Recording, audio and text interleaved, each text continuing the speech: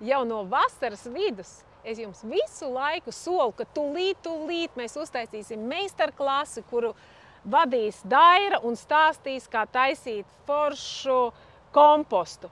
Un nekāda mums nesanāk, Daira visu laiku ir aizņemta. Un tieši jums, visi, kuri gaidīja šo te video, patiesībā jūs meistarklasi gaidījāt. Mēs šobrīd uzfilmēsim jums video. Protams, tas nebūs 2 stundu garumā, kā tā ir meistarklasē, kurā jūs varat raustīt aiz rokas un visu kaut ko jautāt, bet tāpēc es jūsu vietā uzdošu jautājumus. Man būs tikpat naivi jautājumi, kā visam normāliem cilvēkiem. Mīļo Daira, stāsti, lūdzu, vispirms izstāst tā.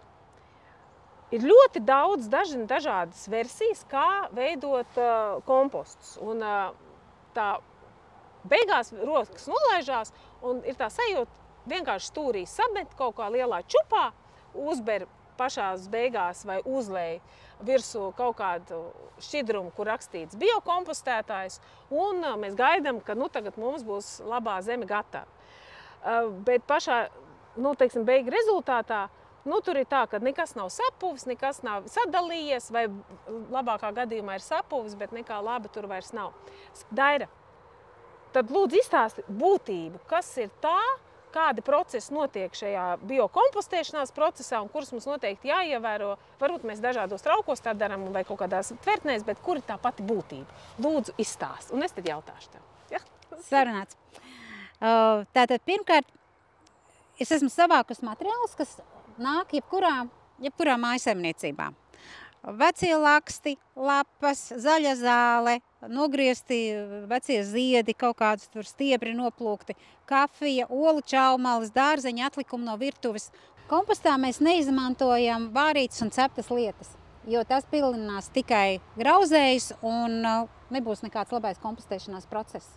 Mēs izmantojam svaigas lietas, tās, kas nāk no dabas.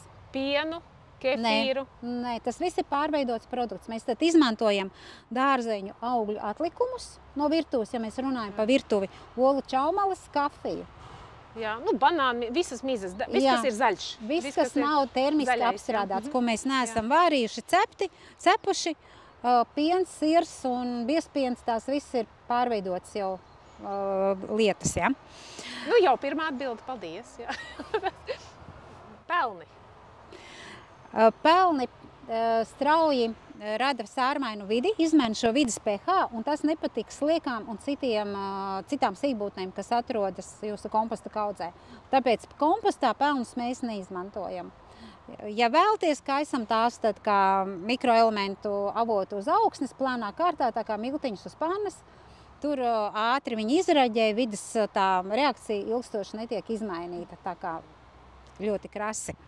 Daira, vēl viens jautājums. Tad, kad mēs bijām domājuši šo meistarklasi, mums bija ļoti skaista ideja, kurā mums atvedīs skaistu kasti, koka kasti ar šķirbiņām un ražotājs, un mums būs tāda skaistā kompostkaste. Bet ne katrs tādu var uztaisīt, bet kompostu mēs varam katrs uztaisīt arī. Mēs esam izvēlējušies tādu eksperimentam, pēkšņi izdomājam netīšām, atradām tādu podošanas maisu, viņš elpojošs. Tu teici, ka tanī var izveidot. Es pat drusku sabrīnījos, ja? Ka tādā var izveidot. Viņš nebūs pa mazu tāds maiss? Atkarīgs jau no tā ir, cik daudz ir tavi izējas materiāli. Ja man to izējas materiāli ir tikai tik nedaudz, tad es kompostēju šādā vietā. Nevis atsakos vienkārši no kompostēšanās procesa. Ir 2 veidi kompostēšana. Karstā kompostēšana un augstā kompostēšana. Augstajā kompostēšanā mēs saliekam slāņus un viņš kompostējas krietni lēnāk. Tajā procesā neies bojā tev nezāļu stēklas. Tas nozīmē, šajā neies bojā? Šeit neies bojā, jo vienkārši tas apjoms ir par mazu. Karstai kompostēšanai ir nepieciešams, lai visa tev tā komposta kaudze, tā masa uzkarstas uz 60 grādiem. Bet tas ir iespējams tikai vasarā? Ja ir, tagad tas varētu, pat cik ir ārs jau diezgan, āra temperatūra diezgan vēsa, tad ir jāskatās. Es pieļauju, ka tas varētu arī nenotikt, jo naktī ļoti vēss tagad.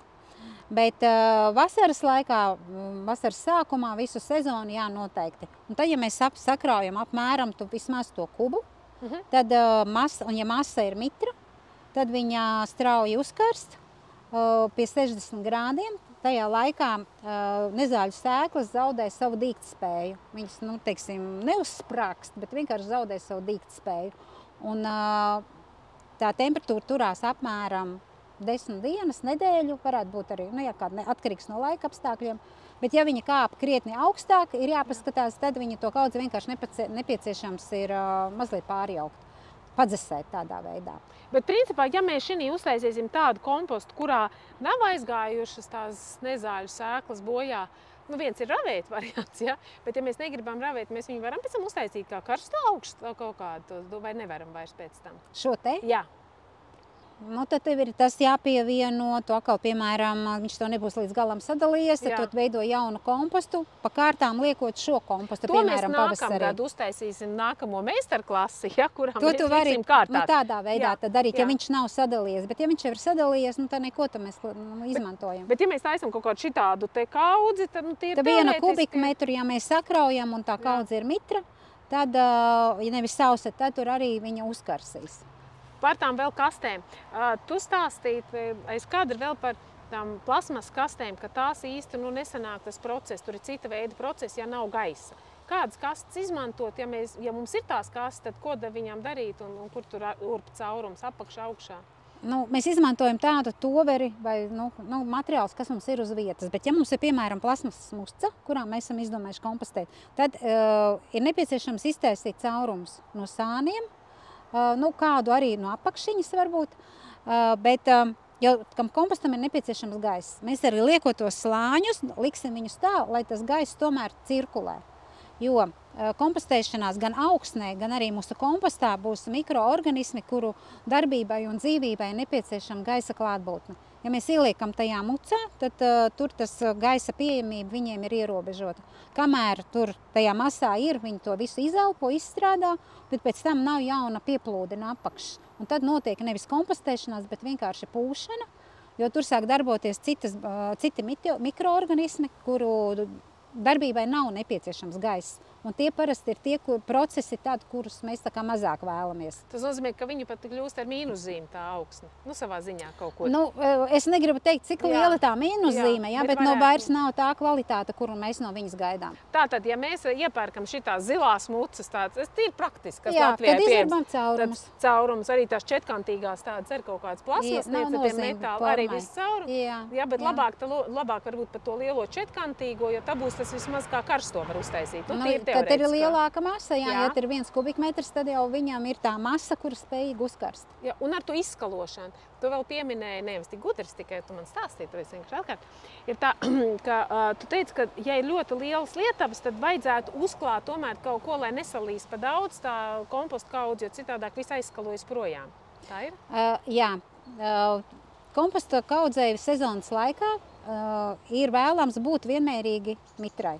Ja ir karsts laiks, tad viņa izžūst, tad mums ir jādomā, vai mēs to kompostu kaudzi varam taisīt pēnā, kur tā izžūšana būtu mazāka, vai mums nepieciešams viņu piesakt, regulāri paskatīties, kāds ir tas mitrums un palaistīt to kaudzi. Savukārt, ja ir liels lietus un man no tās kaudzes līsta, tad no tās kaudzes viss tas labums skalosies vai no tās mucas skalosies ārā.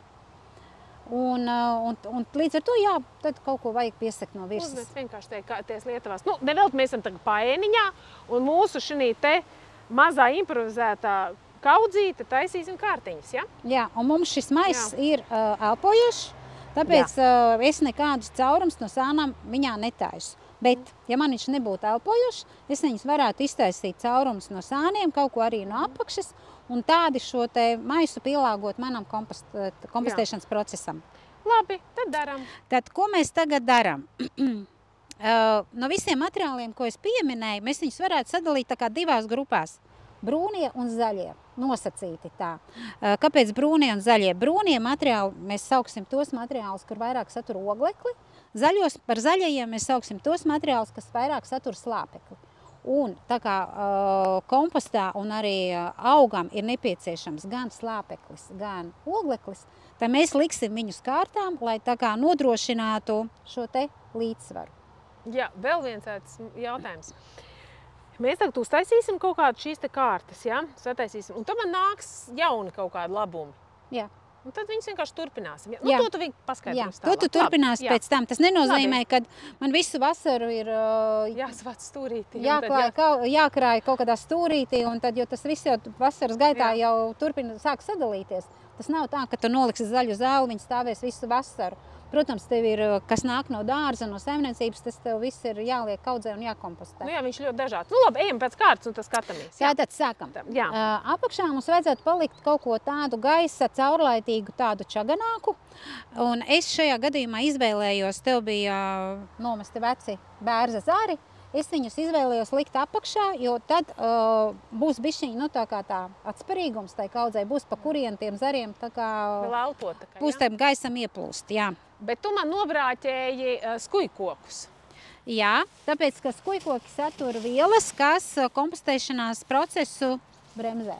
Un tas nozīmē, ka mēs nevaram izmantot arī, ka mēs nogriežam, nezinu, priedes, kad mēs apgriežam tūjas, arī labāk kompostā nelikt, vai ne? Jā, tās lietas mēs sadalām mazākos gabalos un izmantojam to pašu skujkoku mulčēšanai. Jo ne visi skujkoki mums ir ar paceltiem zariem, kur mēs redzam augsni un gribam to visu varbūt sakopt.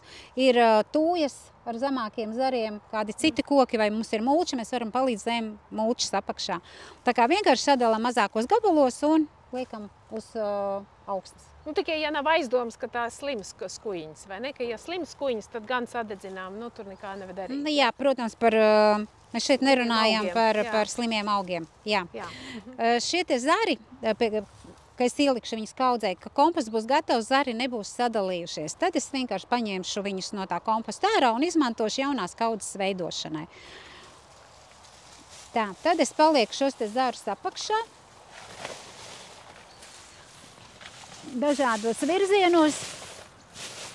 Tas nodrošinās to, lai tur vairāk cirkulētu kaudzā iekšā gaiss. Nu, droši vien vairāk vajadzētu ir teorētiski. Šeit varētu būt tagad nākošais virsū, es varētu uzlikt tādus, nu, teiksim, ne koka zarus, smalkos, bet gan, piemēram, rupjākus, brūnos kaut kādus lakstus nokautušos, ja?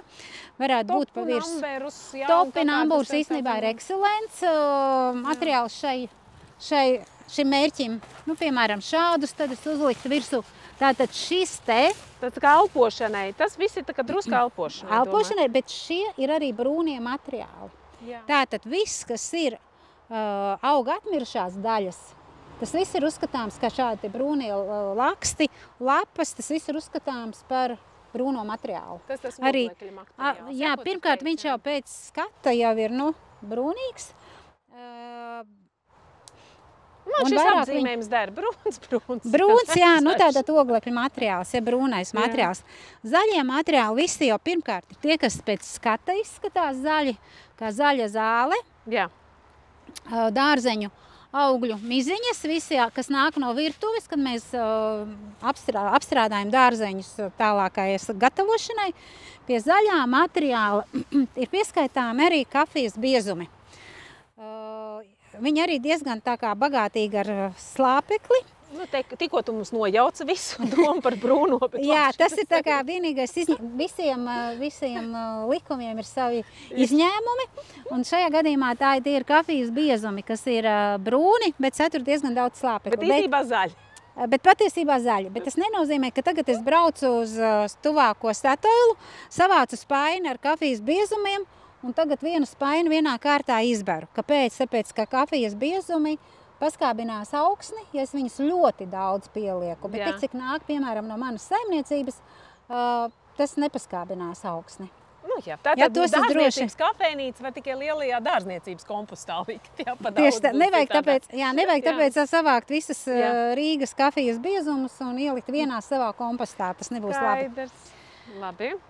Tā nākamā kārta būs. Ola čaumalis ir kā minerālā daļa, jo tur ir ļoti daudz kalcija, kas mūsu augiem arī ir nepieciešams.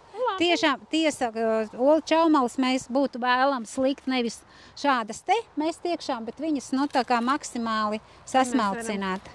Kamēr tu runā, es varētu šitā smalcināt. Jā, tu varētu tā kā sasmalcināt bišķi, jo smalkāks tas viss materiāls būs, jo ātrāk viņš pārvērtīsies tāds, ko augs viņu varēs tomēr arī paņemt.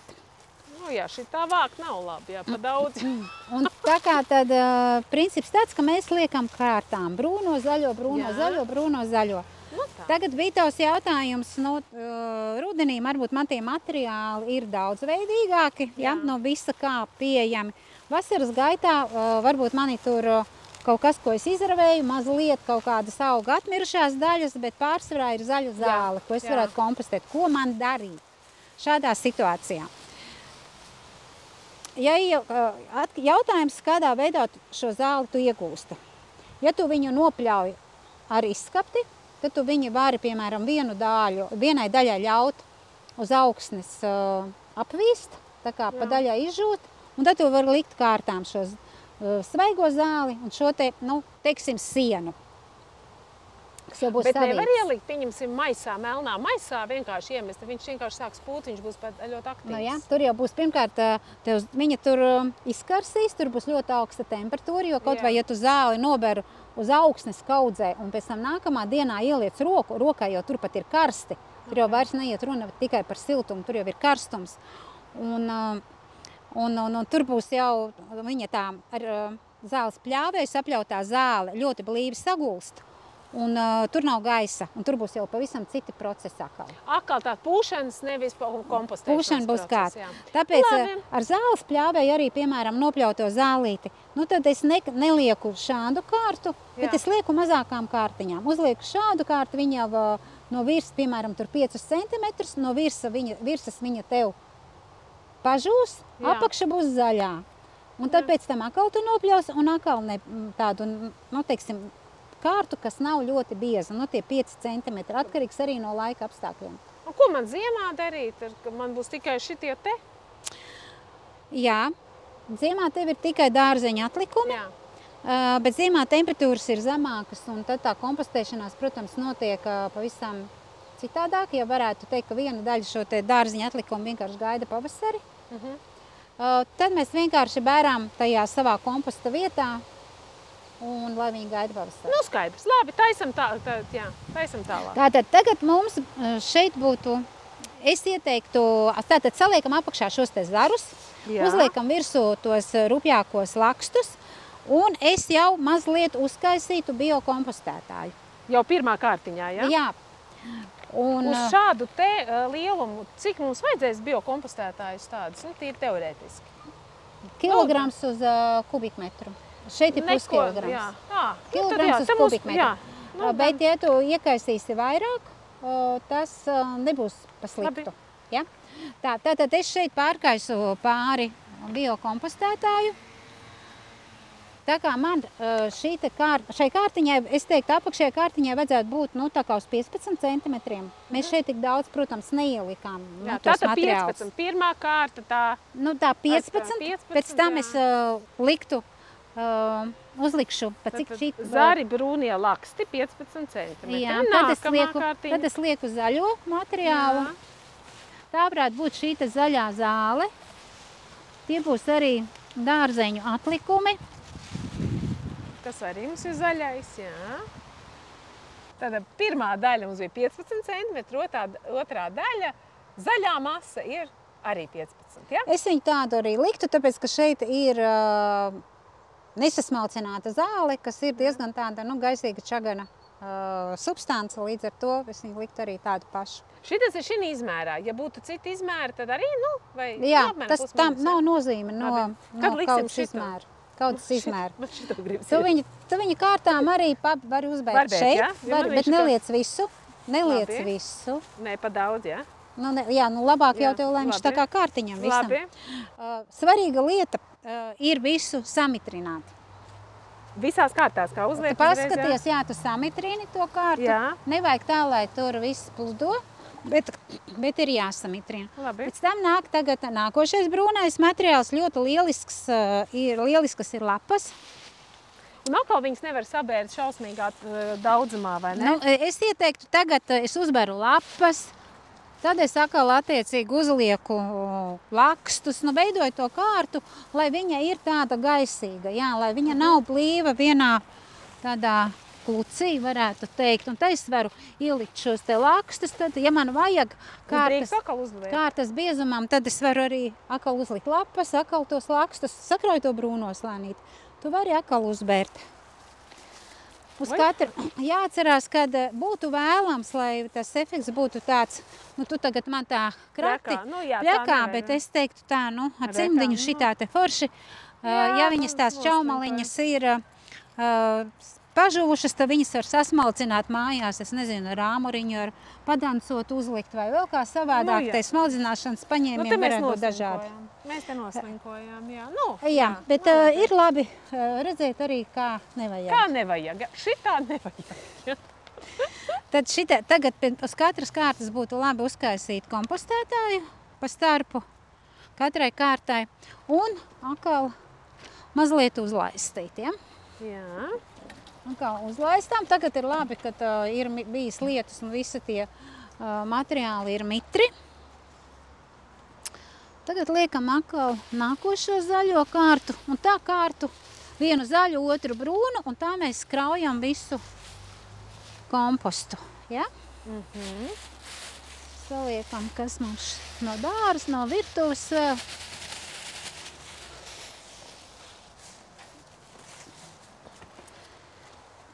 Mūsu kafijas biezumi. Vasaras laikā tāpat es uzkaisu, jāatcerās, ka es kaisu biokompostētāju, tad es viņu uzkaisu pa priekšu un tad uzlieku zāli. Tātad pēdējā kārta man būtu tā noslēdzams ar kompostējumu materiālu, nevis ar biokompostētāju. Biokompostētājs ir zem stedziņas, apakšiņā. Jā, bet nevis zem lapām, bet labāk zem zaļās kārtas, ja? Nē. Nē? Tam atkarīgs jau, kas tev ir pēdējā kārta, zem tās pēdējās kārtas. Skaidrs. Ja man tajā vasarā ir tikai tā zāle, tad jau man būs tikai zālē pa starpu viņš, man jau nav tās lapas.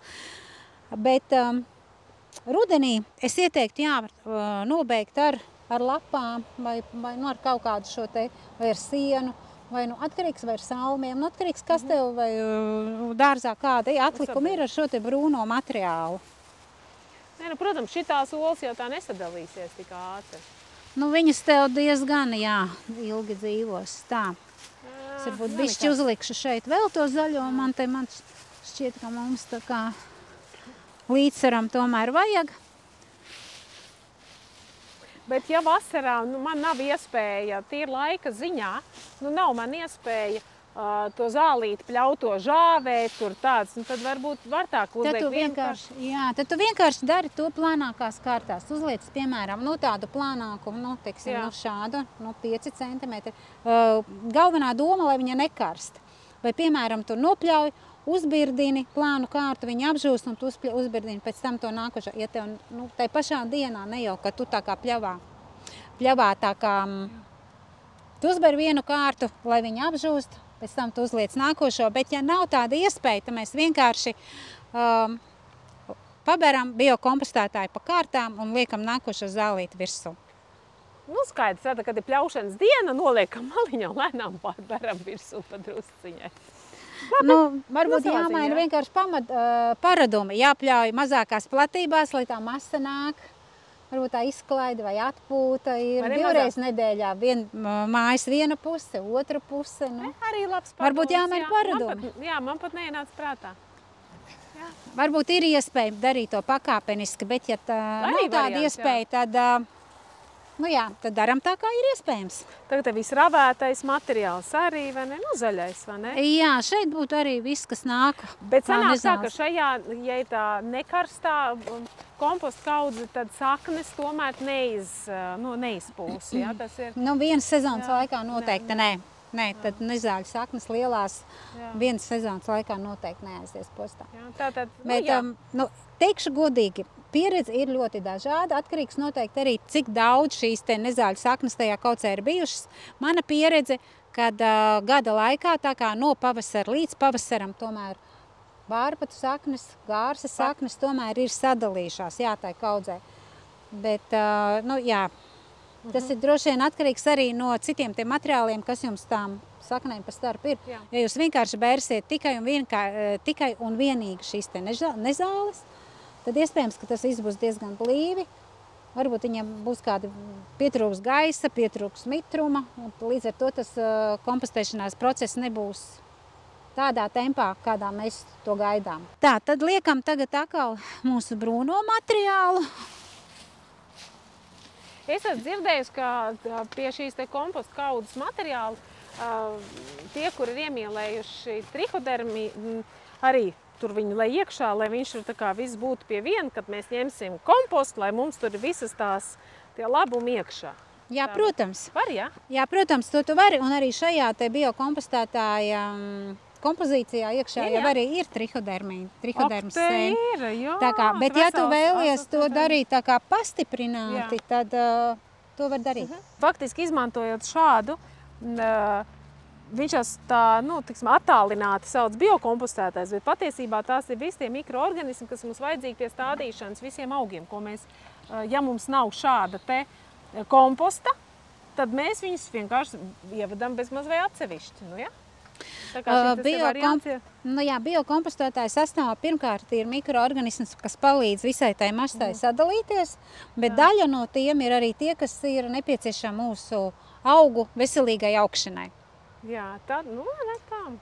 Tā, skatos, ka man tagad jau materiāli iet uz beigām. Es gribētu nobeigt ar brūno materiālu. Tad tagad es izkaisīšu savus kafijas biezumus vēl. Jā. Un uzlikšu zāli.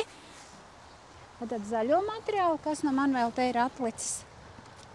Protams, kārtas mums nav tajā biezumā, vienkārši vairāk šeit ir uzskatāmība, mazāk ir tā kā 1:1, ja nav tā kā tie kārtu biezumi, kā mēs tagad gribētu ielikt. Nu, it kā, bet no otras puses, kad tu ravē, tevi tik, cik viņš ir. Kad tu paliec to zarus, tevi tik, cik ir. Tu kādu laiku var paturēt blakām, ja? Nē, tiešām, tu viņus, arī ja tu viņu noliec tai kaudzei blakus, tad viņš jau sāk savu sadalīšanās procesu un mainās, ja? Kā es iepriekš jau minēju, zāle vairs nav zaļa, viņa jau pārvēršās par sienu. Bet vasaras laikā vienkārši es tagad uzkaisītu biokompostētāju un uzliktu tos materiālus virsū, kas man ir, ja? Nu, skatāmies no mūsu saimniecības, kas nu mums tur ir. Tā tad es uzliku zaļo, tagad kārtu es atkal pārkaisu pāri biokompostētāju, aplaistu.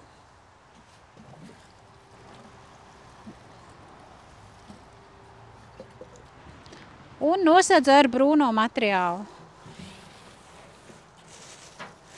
Kāpēc es pabeidzu tieši ar brūno? Drīkst es šo arī salikšu, jā, pieliec arī to, jā. Jā, labi. Kāpēc es viņu nosedzu tieši ar brūno? Tāpēc, ka es uzlikšu zaļu zāli, viņa jau tāpat no virsas arī, tomēr apžūs pārvērtīsies vairs ne par zaļu zāli, bet jau par brūnu zāli. Tāpēc, ja man nav, protams, šī brūnā materiāla, es varu nobeigt arī ar zaļo. Tas nav tā kā likums, kur nevar mainīt. Labi. Bet man labāk patīk nobeigt ar šo te brūno materiālu. Un tad, attiecīgi, lapas īstenībā ir, man viņas ļoti patīk, tāpēc, kad lapas smuki sagulst un izveido tādu tā kā vāciņu. Tāpēc, piemēram, man patīk arī apdobes mulčēt ar koku apdobes, mulčēt arī vai krūmas ar šīm te lapām. Ja viņas ir rudenī liktas, tad viņas paliek tur, kur viņa ir nolikta. Un pilda mulčas funkciju. Bet, ja es viņu uzlikšu pavasarī, tad tas nav nekas. Pirmkārt, viņa nesadalās, viņa netur mulčas funkciju, viņa netur mitrumu. Nezāles no apakšas aug ārā griezdamās. Vējš aizpūš viņas pa gaisu. Tā kā lapa vējā pavasarī viņa ir. Nu jā, tas nozīmē, ka mums vajag vēl vienu meistarklasu par mulčēšanu. Nu tas jā, mulčēšana ir atsevišķs stāsts. Tad vēl noteikti ir jautājums par puvušiem āboliem, par mūmijām, kas karājās kokā. Jā. Ko darīt ar visu šo dārzā? Es zinu, ka cits ved bridītim uz mežu, arī ābolus, ko nejaud apēst, cits ved bridītim uz mežu. Es viņus kompostēju, bet, protams, ne jau tā, ka es sabaru šādu te kaudzi un kompostēju. Tur atkal ir jāievēro tas zaļais brūnais likums tajā kompostā. Bet šīs te mūmijas, viņas var sakompostēt, viņām vienkārši nevajag atstāt kaut kur augstnes virskārtā lai viņa pēc tam tās sporas lido pa gaisu. Ja mēs viņas ieliekam iekšā, kaut kur apakšā zem augsnes, tad arī šeit biokompostētājā esošie mikroorganismi ar to visu tiek galā. Bet tādā plānā arī tur pa dažu kā tādā kārtiņā var vienā vai ne? Tur ir vienkārši vajag... Ābols, piemēram? Jā, Es šeit, piemēram, būtu uzbērus, piemēram, šī tik daudz tā ābols, vienu kārtu. Te es atkal liktu brūno. Es ielieku šeit to biokompostētāju, kas tiek ar visu to bagātību galā. Un tā kā ir ievērots brūnais, zaļais likums, tad tur viss būs tāds, kā tam jābūt. Tā, un visu es pārkaisu tātad pāri ar šīm te lapām. Tas zināmā mērā arī, ja lietas līs, tad arī viņu no karstas saules pasargās vasarā. Un, ja lietas līs, tad arī viņš tā kā, tā fēni viss izdalīsies. Un pieņemsim, tagad mēs esam sataisījuši, ja, bet man jau dzīve neapstājās. Atkal būs sadzīves atkritumi, vispārējais atkal būs tāda, tad mēs varam taisīt nākamās kārtas. Tu droši var kārtot virsū, jo šeit jau vēl tas maisis nav piepildīts. Tieši tā. Tā kā droši uzkaisam biokompostētāju, liekam nākošo kārtu virsū. Ja man nav vienā reizē jau vesela kārta, tas nekas, es vienkārši zinu, kad man bija pēdējā kārta, tā kā man ir uzlikt atkal nākošā kārta apmēram šitik daudz pa starpu, vienkārši paber iekšā. Vai tev ir vēl kāds jautājums par kompostēšanu, jeb tu jau esi gatava darbam? Es jau esmu gatava darbam, un noteikti jautājumam būs tad, kad es to sākšu darīt. Tas ir parasti normāls process. Jā, un noteikti būs tie jautājumi arī man, tāpēc mēs noteikti, ko daram? Jums ir jautājumi, rakstiet apakšā. Uzreiz mēs viņus neatbildēsim, bet mēs viņus apkoposim un varbūt uztaisīsim pēc tam atsevišķu atbildi, apkopojot visus šos te jautājumus, jo katram atsevišķi atbildēt ieslīgt diskusijās būs ļoti grūti. Jā, bet rakstam noteikti apakšā jautājumus. Tie ir ļoti mums vērtīgi, ļoti nozīmīgi, jo katrs jautājums parāda, ka ir vēl kur precīzāk izstāstīt un varbūt arī kaut ko tādu ļoti būtisku mēs esam palaiduši garām. Jā, un interesanti, vēl viens moments. Mums dārzā tiešām ir, mūsu dārzniecībā šo pavasaru bija diezgan liels zaudējums. Bija daudz jāmet ārā tās augi, kas nav pārziemojušas. Tās ir saknes un vispārējo zāriņu, vispārējais tāds. Mums tādā lielā kaudzēja sakrauts. Mums nav tur virsū likt ne biokompostētāji, nekas vienkārši liela, haotiska kaudze. Pavisam, nezinu tāds, protams, tur tas nekas nav kārtīgs, te nav nekāda šīs te kārtas iespējams, ja, un man nav iespēja arī cilvēku ziņā un naudas ziņā tagad kādu ņemt, un man tagad tur traktorists tur taisīs viss tāds. Tik cik vīriņš kaut ko palīdzēs. Kā tev liekas, ko man darīt ar to kaudzi? Kā man druscītiņi, mēģināt kaut kā savest viņu kārtībā? Pirmkārt, nenobeigt vīriņu un nelikt viņam to visu pārkrāmēt. Jā, labi. Otrakārt, pažēlot mazliet viņu. Otrakārt, mēs varam vienkārši kaudzē iztaisīt caurumus ar grābekļa kārtu, ar lauzni, ar kaut ko tādu. Izduram šos te caurumus. Un biokompostētājs ir pieejams arī šķidrā formā. Tas tikai pie tevis uz vietas bioefektā, tas ir paspēja, jā, viņu var nopirkt mūsu internetu veikalā un arī mūsu veikalā Salaspilī. Un pagatavojam darba šķīdumu, atšķēdot ar ūdeni. Šajā gadījumā tā kā ir atkal tāds process, kur grūti ir saprast, cik kaudzē ir mitra. Un tad es teiktu tā, uztaisām viņu litru uz leikānu, uz 10 litriem, ielaistam iekšā tajos caurumos un skatāmies, ja to kaudzi ir nepieciešams samitrināt, tad vēl no virsas ar ūdeni samitrinām. Bet man būtu jāpārklāj kaut kādu melnu plēvi, kaut kā, Šeit nav tas, kad ir ar melnu, baltu, zilu vai sarkanu. Galvenā ideja ir pasargāt kaudzi no izžūšanas vai no pārlieku lielas samirkšanas. Jā, es kāpēc pa melnu kaut piesaujas saulīti, būs karstumiņš un kaut kā tādu. Ja tev patīk šī melnā vai arī gribēs viņu tā kā padarīt mazāk uzkrītošu, tad var, bet tad es izmantotu to, kas ir nevis parastā plēve, bet geotekstils saucās. Kas ir mazliet elpojošs, kas ļautu tomēr mazliet iet cauri mitrumam, nokrišņa, un arī viņš tā kā būtu elpojošs, lai atkal tu viņu nenosēdz tādu un nenosmacē to kaudzi. Un savukārt, ja tu esi uzlikusi un tu vienā jaukā dienā paskaties, ir par sausu, es ar šļūteni ar leikanu neskriešu, tad pavaktēju to lietus mākoni un tajā dienā tu atsēc to kaudzi vaļā. Jā. Nu, Tātad, ķeramies pie darba. jā, kompostējam, darbojamies un atceramies, ka laba augsne ir tiešām komposts, labs komposts. Tā ir tik vērtīga mūsu dārza sastāvdaļa. Visam, mēs viņu liekam visam, vai mēs stādām skujeņus, vai mēs stādām ēdamas lietas, vai ziedošas lietas, vai magnolijas, vai hortenzijas. Tā ir praktiski neaizvietojama. To nevar aizvietot. Tas ir kaut kas tāds unikāls, un jo mēs vairāk esam savos dārzos, jo vairāk es aicinu padomāt par šo jautājumu un izmēģināt kaut vai tādā mazā apjomā pamēģināt. Varbūt tas būs tīri jautri. Un tā ir auga barība, bet dzīva barība. Nevis tikai NPK, bet tā ir dzīva barība, kas dod viņam ne tikai spēku, bet arī veselību. Jā, un turklāt vēl es piemetināšu, visu šito te faktiski atkritumus būtu bijis kaut kādā veidā jāutilizē un jāmet miskastēs. Ja mēs būtu likuši kaut kādās miskastēs, kaut kur vēduši, kaut ko tam līdzīgi. Tie ir mūsu atkritumi, mūsu pašu sadzīves rezultāts.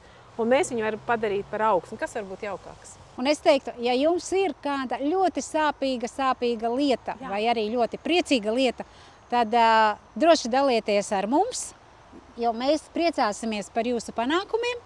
Jā. Un būsim priecīgi, ja varēsim palīdzēt arī grūtākā brīdī. Jā, un ja jums ir kaut kas izdevies, noteikti atsūtiet vai uz bioefektu, vai uz Dārzemes saules.